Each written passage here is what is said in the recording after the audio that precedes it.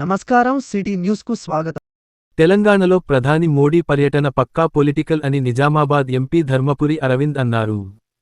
శనివారం కామారెడ్డి బీజేపీ జిల్లా కార్యాలయంలో ఆయన మీడియా సమావేశంలో మాట్లాడుతూ 5 రాష్ట్రాల ఎన్నికల ఫలితాల అనంతరం మొట్టమొదటిసారిగా తెలంగాణలో ప్రధాని మోడీ పర్యటించడం ప్రతిపక్ష పార్టీలలో హాట్ చర్చకు దారితీసిందన్నారు. పశ్చిమ బెంగాల్ రాష్ట్రంలో బీజేపీ గెలవబోతుందని ఆశాభావం వ్యక్తం చేశారు.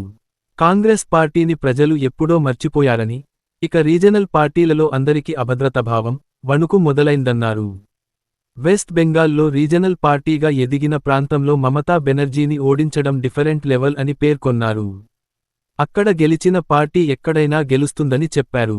తెలంగాణలో 7,823 కోట్ల రూపాయలు వ్యయంతో చేపట్టిన పనులకు ప్రధాని మోడీ శంకుస్థాపనలు, ప్రారంభోత్సవాలు చేయనున్నట్టు తెలిపారు. జహీరాబాద్ పార్లమెంట్ నియోజకవర్గంలో రూ.2360 కోట్లతో ఇంటిగ్రేటెడ్ ఇండస్ట్రియల్ స్మార్ట్ సిటీ పనులకు శంకుస్థాపన, ఇతర రాష్ట్రాల నుంచి మహబూబ్ నగర్ 161 నేషనల్ హైవేపై 4 లైన్ల రహదారి పనులకు 3,175 కోట్ల రూపాయలు, అమృత్ భారత్ పథకం కింద రూ.40 కోట్లతో ఆధునీకరించిన 2 రైల్వే స్టేషన్లు, రూ.200 కోట్లతో వరంగల్లో నిర్మించిన పీఎం మిత్ర టెక్స్టైల్ పార్కు, రూ.611 కోట్లతో నిర్మించిన రైల్వే టెర్మినల్స్, రూ.1243 కోట్లతో కాజీపేట, విజయవాడ వరకు 3 లైన్ల రైల్వే పనులకు ప్రధాని మోడీ శంకుస్థాపనలు, ప్రారంభోత్సవాలు చేయనున్నట్టు ఎంపీ వివరించారు. అనంతరం హైదరాబాద్ పరేడ్ గ్రౌండ్లో సుమారు 3 లక్షల మందితో నిర్వహించనున్న భారీ బహిరంగ సభలో పాల్గొంటారని పేర్కొన్నారు. తెలంగాణలో మోడీ పర్యటనతో కేసీఆర్, రేవంత్ రెడ్డిలతో పాటు ప్రాంతీయ పార్టీల వెన్నులో వణుకు మొదలవుతుందన్నారు. ఈ పార్టీలన్నీ పార్లమెంటులో ప్రవేశపెట్టిన మహిళా రిజర్వేషన్ బిల్లుకు వ్యతిరేకంగా ఓటేసి భవిష్యత్తులో వారి సమాధిని వారే తవ్వుకున్నారన్నారు. వచ్చే 17వ లోక్ సభలో మహిళా రిజర్వేషన్ బిల్లును పాస్ చేయిస్తామని, ఎవరు వ్యతిరేక ఓటు వేసినా ఆగదన్నారు. అయితే మెజారిటీ 543 ఉంటుందా, 800 ఉంటుందా, 700 ఉంటుందా అనేది చెప్పలేమన్నారు. గడిచిన పార్లమెంట్ సమావేశాల్లో ఎవరు ఏమిటో, ఏ పార్టీ వ్యతిరేకమో బట్టబయలైందన్నారు. తెలంగాణలో పురుడు పోసుకున్న టీఆర్ఎస్ పార్టీ ఎవరిపై ప్రభావం చూపదన్నారు. పార్టీ అధ్యక్షురాలు కల్వకుంట్ల కవిత ఆమె తండ్రి, అన్న చేసినవన్నీ బయటపెడుతుందన్నారు. లిక్కర్ స్కాములో ఎవిడెన్స్ లేవని మాత్రమే కోర్టు చెప్పిందన్నారు. ఆ కేసులో సిబిఐ ఎంటరైందని పేర్కొన్నారు. ఎవిడెన్స్ లేవని చెప్పినంత మాత్రాన స్కామ్ జరగలేదని కాదన్నారు. కల్వకుంట్ల కుటుంబంలో ఎవరు శుద్ధపూసలు లేరని ఎద్దేవా చేశారు. కవిత టీఆర్ఎస్ పార్టీకి సీఎం రేవంత్ సపోర్టు ఉందని తెలిపారు. అంతిమంగా అది బీజేపీకి ప్లస్ అవుతుందన్నారు. ఫైనల్ ఫ్రాంటియర్ నా లెక్క ప్రకారం వెస్ట్ బెంగాల్ రిజల్ట్ వచ్చినాక బీజేపీ ఇతర పార్టీలన్నిటికీ వెన్నపూసలో వణుకు మొదలవుతుంది. ఈ దేశంలో భారతీయ జనతా పార్టీ ప్రభుత్వం కంఫర్టబుల్ మెజారిటీ తోటి వెస్ట్ బెంగాల్లో ప్రభుత్వం ఏర్పాటు చేయబోతున్నాం. ఒక అభద్రతా భావం వణుకు మొదలవుతుంది. 5 రాష్ట్రాల ఎన్నికల ఫలితాలు 4వ తారీఖు, 4వ తారీఖు. అది అయినాక ఒక 2-3 రోజులు ఎట్లా ఎవరి ముఖ్యమంత్రి, ప్రభుత్వ ఏర్పాట్లు అన్నింటిలో బిజీగా ఉన్న అగ్రనాయకత్వం ఫస్ట్ మోదీ గారు డైరెక్ట్గా తెలంగాణకి రావడం, అందులో కూడా పరేడ్ గ్రౌండ్లో తెలంగాణ క్యాపిటల్, అందులో కూడా అతిపెద్ద సభా ప్రాంగణం పరేడ్ గ్రౌండ్లో 3 లక్షలు 4 లక్షల మధ్యలో ప్రజల్ని ఉద్దేశించుకుంటున్నారు. సో ఇది అపోజిషన్ పార్టీలలో ఒక హాట్ చర్చగా తయారైంది. ఇది ప్యూర్లీ పొలిటికల్ సభ, ప్రోగ్రెసివ్ సభ. ఆయన తెలంగాణకి రావటం, అభివృద్ధి కార్యక్రమాలకి ఇనాగరేషన్ మరియు ఫౌండేషన్ స్టోన్స్ వేయడానికి రావడం జరుగుతుంది. ఆ తర్వాత సభ అన్నది భారతీయ జనతా పార్టీ సభ. సో ఫస్ట్ తెలంగాణలో మోదీ గారు చేపడుతున్న అభివృద్ధి కార్యక్రమాలలో మేజర్గా టోటల్గా 7,823 కోట్లు, దాదాపు 8,000 కోట్ల ప్రాజెక్టులకి ఆయన ఇనాగ్రేషన్ మరియు ఫౌండేషన్ స్టోన్ చేస్తూ ఉన్నారు. అందులో ముఖ్యమైనవి జహీరాబాద్ ఈ పార్లమెంట్ నియోజకవర్గంలో ఇంటిగ్రేటెడ్ ఇండస్ట్రియల్ స్మార్ట్ సిటీ, దీనికి కేంద్ర ప్రభుత్వం నుంచి 2,360 కోట్ల రూపాయలు వాళ్ళు కేటాయించడం జరిగింది. రెండవది 4 లేన్ల నేషనల్ హైవే 161 మనకు కేటాయించడం జరుగుతుంది. రైల్వేస్కి సంబంధించి అమృత్ భారత్ స్టేషన్స్ ఇనాగ్రేషన్లు 2, దానికి ఒక 40 crores కేటాయించి అది ఇనాగ్రేట్ మన పార్క్ వరంగల్లో 200 crores పెట్టి అది రెడీగా ఉంది. ఐఓసిఎల్కి సంబంధించిన ఒక టెర్మినల్, పిఓఎల్ టెర్మినల్ 611 కోట్లతో మల్కాపూర్లో హైదరాబాద్లో ఇనాగ్రేషన్కి రెడీగా ఉంది. రైల్వేస్కి సంబంధించిన కాజీపేట విజయవాడ ట్రిపుల్ రైన్ 1,243 కోట్లు వ్యయంతో దాన్ని నిర్మించడం జరిగింది. కాజీపేట బైపాస్, పెద్దపల్లి బైపాస్ మరియు ఆర్మూర్ నిజామాబాద్లో ఆల్రెడీ అందుబాటులో ఉన్న ఫ్లైఓవర్స్, రైల్వే ఫ్లైఓవర్స్ కూడా వాటిని ఇనాగ్రేషన్ చేయడం జరుగుతుంది. ఈ తర్వాత ప్రధానమంత్రి గారు పరేడ్ గ్రౌండ్లో భారతీయ జనతా పార్టీ చేపడుతున్న అతిపెద్ద బహిరంగ సభని ఉద్దేశించి మాట్లాడతారు.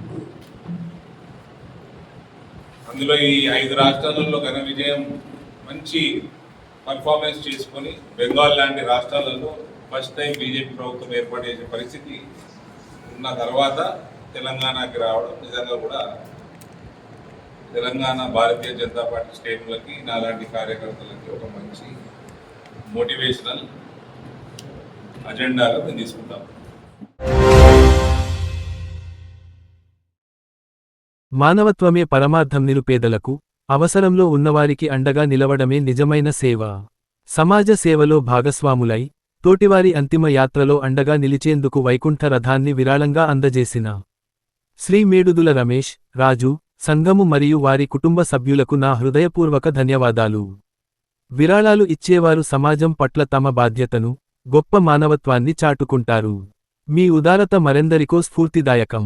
విరాళం నేపథ్యం: స్వర్గీయ మేడుదుల చిన్న రాజయ్య, నర్సమ్మ, కిష్టయ్య గార్ల జ్ఞాపకార్థం వారి కుటుంబ సభ్యులు సమాజ ప్రయోజనం కోసం ఈ వైకుంఠ రథాన్ని విరాళంగా సమర్పించడం అభినందనీయం. కష్టకాలంలో ఉన్న పేద కుటుంబాలకు ఈ వాహనం ఎంతో తోడ్పడుతుందని ఆశిస్తున్నాము.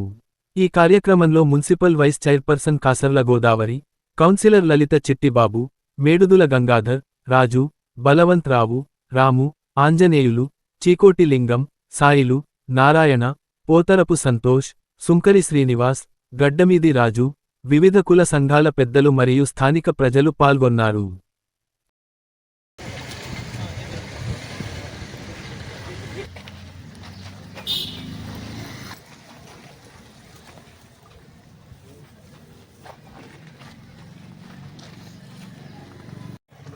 కేకరాల గ్రామ ప్రజలందరికీ నమస్కారం. ఎన్నో కొన్ని రకాల ఆలోచన ఉంటాయని ఒక ఆలోచన వచ్చింది. గ్రామంలో వైకుంఠ రథం లేదు. ఒక కామారెడ్డి మండలం తిమ్మక్పల్లి గ్రామంలో వరి ధాన్యాన్ని కొనుగోలు చేయడం లేదంటూ రైతులు ఆందోళన నిర్వహించారు. ఈ క్రమంలో కొనుగోలు కేంద్రం వద్ద ఉన్న ఐకేపీ సిబ్బందిపై రైతులు ఆగ్రహం వ్యక్తం చేశారు. గత నెల రోజులుగా వరి ధాన్యాన్ని కొనుగోలు చేయకుండా అధికారులు నిర్లక్ష్యం చేస్తున్నారని ఆరోపించారు. వెంటనే అధికారులు స్పందించి వరి ధాన్యం కొనుగోలు చేయాలని డిమాండ్ చేశారు. విషయానికి తెలుసుకున్న డిఆర్డీఏపీడీ సురేందర్ కొనుగోలు కేంద్ర వద్దకు చేరుకొని రైతులను వివరాలు అడిగి తెలుసుకున్నారు. 2 రోజుల్లో వరి ధాన్యాన్ని కొనుగోలు చేసే విధంగా చర్యలు తీసుకుంటామని రైతులకు హామీ ఇవ్వడంతో రైతులు శాంతించారు.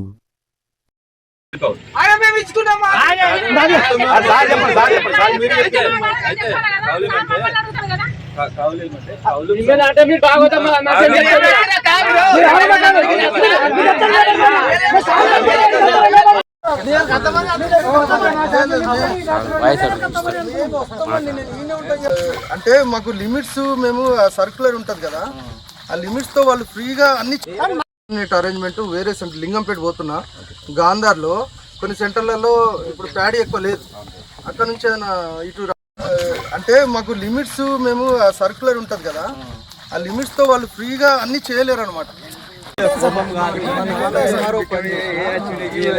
దగ్గర పడుకున్నాడు, మేము అన్న ఎట్లా ఆయనకు ఆ ధాన్యం మీద ఉన్న సెంటిమెంట్ 20 రోజుల నుంచి ఇప్పుడు డ్రై అయిపోతాను, ఎంత బాధ ఉంటుంది సార్. నాకు తెలుసు. ఈ అది కూడా మీరే చేయండి అనొద్దు, ఏదో ఒక ప్రయత్నం చేసి నాకు వేయింగ్ స్టార్ట్ అయ్యి నాకు ఫోటో పెట్టాలి ఇప్పుడు. ఓకే అట్లా నేను ప్లాన్ చేసుకుంటున్నా, మీరు కూడా ఎక్కడన్నా ప్రయత్నం చేయండి. ఫస్ట్ జోకుడు అయితే స్టార్ట్ అవ్వాలి. ఇప్పుడు ఇక్కడనే షాప్తిపూర్ గ్రామం ఉంది, షాప్తిపూర్ లో మోడల్ గా చేసినారు. ఇప్పుడు ఏపీఎం ఇదే ఏపీఎం షాప్తిపూర్ మోడల్ గా చేసి అక్కడ ఉన్న వాళ్ళంతా రైతులంతా మంచి క్లీనింగ్ చేసుకున్నారు, ఒక్క కిలో కూడా ఎక్స్ట్రా పట్టుకోలేదు.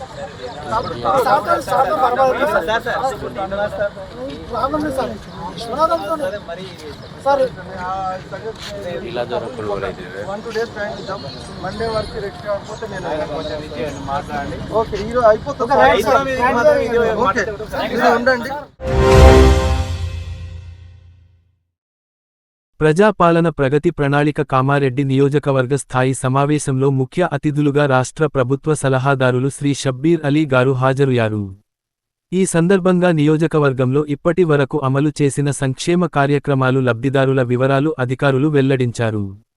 ఈ కార్యక్రమంలో జిల్లా కలెక్టర్ ఆశిష్ సంఘ్వాన్ గారు, ఆర్డీఓ గిరి గారు, మున్సిపల్ చైర్మన్ ఇప్ప ఉమారాణి గారు, జిల్లా గ్రంథాలయ చైర్మన్ మద్ది చంద్రకాంత్ రెడ్డి గారు, మార్కెట్ కమిటీ చైర్మన్లు లక్ష్మి, రాజు, నియోజకవర్గ సర్పంచులు, జిల్లా అధికారులు, తదితరులు పాల్గొన్నారు.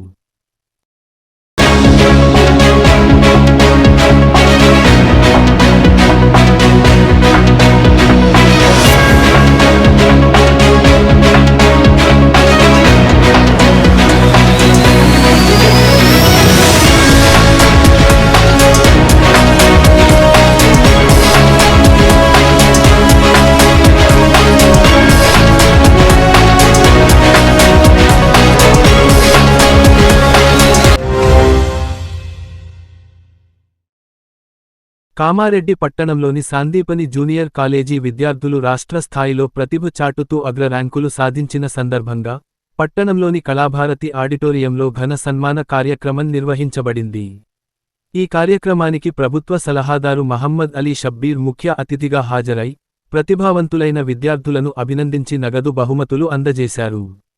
ఈ సందర్భంగా బైపీసీ ద్వితీయ సంవత్సరంలో రాష్ట్ర ద్వితీయ ర్యాంకు సాధించిన అస్మాజబిన్, ఎంపీసీ ద్వితీయ సంవత్సరంలో రాష్ట్ర 3వ ర్యాంకు సాధించిన సాత్విక, ఎంపీసీ ప్రథమ సంవత్సరంలో రాష్ట్ర ద్వితీయ ర్యాంకు సాధించిన కె.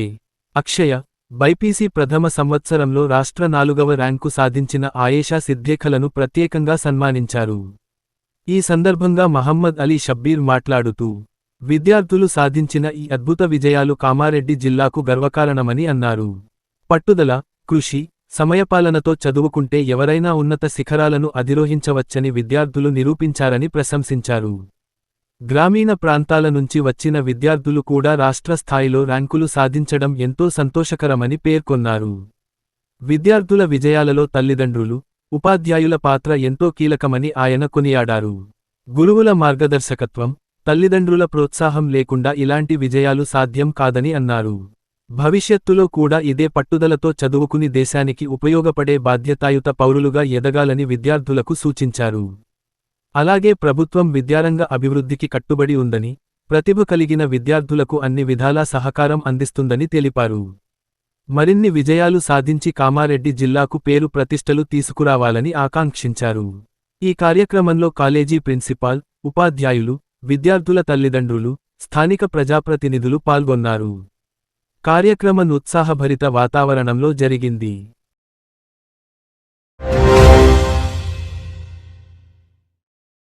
కామారెడ్డి పట్టణంలోని సిరిసిల్ల రోడ్డు 44వ వార్డు పరిధిలో ఉన్న శ్రీ జైన్ సమాజ్ సంఘం భవనంలో వేసవి కాలం మహిళల కోసం యాస్టరిస్క్ ప్రత్యేక ప్రదర్శన యాస్టరిస్క్ను ప్రారంభించిన 44వ వార్డు కౌన్సిలర్ ప్రీతి విపుల్ జైన్ మరియు బీజేపీ మహిళా కౌన్సిలర్లు.